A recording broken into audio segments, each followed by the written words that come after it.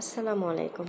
এখন যেহেতু আমের সিজন, তাই ৩টা উপকরণ দিয়ে আপনাদের আমি একটা খুব ভালো একটা আইসক্রিম তৈরি করে দেখাবো। যে খুব টেস্টি লোভনীয় একটা আইসক্রিম। বাচ্চারাও খুব পছন্দ করবে এবং আপনারাও ভালো খেতে পারবেন।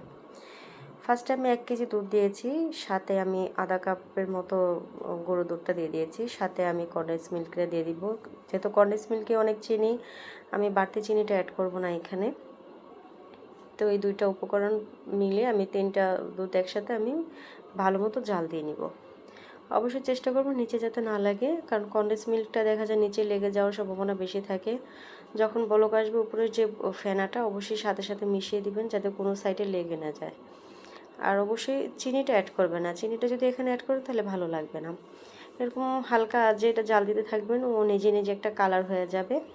এখানে বাড়তি কোনো কালার অ্যাড করার প্রয়োজন নেই। অনেকে দেখা যায় একটা আলাদা একটা আইসক্রিম একটা কালার আছে সেটা অ্যাড করে, সেটা অ্যাড করার প্রয়োজন নেই। আপনার এই যে ৩টা দুধ উপকরণ একসাথে মিক্স করে হলো জাল দিলে এটা আপনি একটা কালার চলে আসবে। এই যে আমার এটা অলরেডি হয়ে গেছে, প্রায় একটা ক্রিমি একটা ভাব চলে আসছে।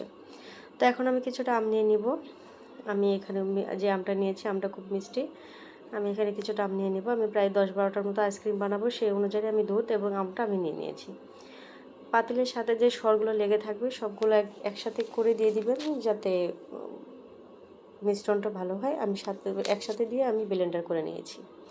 এই যে এখন আমি কাপে ঢেলে দেবো এক এক করে। অবশ্যই কাপটা যাতে শুকনো পরিষ্কার থাকে সেদিকে খেয়াল রাখবেন। আর বাচ্চাদের বাসার আইসক্রিমটাই খাওয়ানোর চেষ্টা করবো সবসময়। এই যে আমি ঢেলে দিয়েছি, এখন হলো ফয়েল পেপার আমি দিয়ে আইসক্রিমের কাঠিটা দিয়ে দিলাম।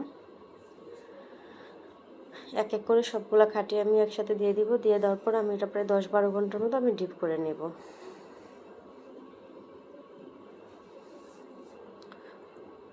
তো ডিপ করে নেব। আমি আলাদা একটা বাটিতে একটু বরফ নিয়ে নিয়েছি। আমি কিউব আলাদা যে কিউব বরফগুলো থাকে সেগুলো আমি দিইনি। আলাদা একটা বাটিতে আমি কিছুটা বরফ নিয়ে নিয়েছিলাম। সেই বরফটা আমি এখন গুঁড়া করে তারপরে আমি আইসক্রিমগুলো সেটার উপরে দিয়ে দিব। তাহলে হয় কি অনেকক্ষণ আইসক্রিমগুলো থাকে, আইসক্রিমগুলো গলে না।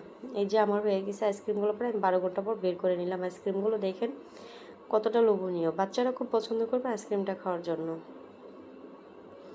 দেখেন আমার আইসক্রিমগুলো হয়ে গেছে। এখন আমি এক এক করে সবগুলো বের করে নেব।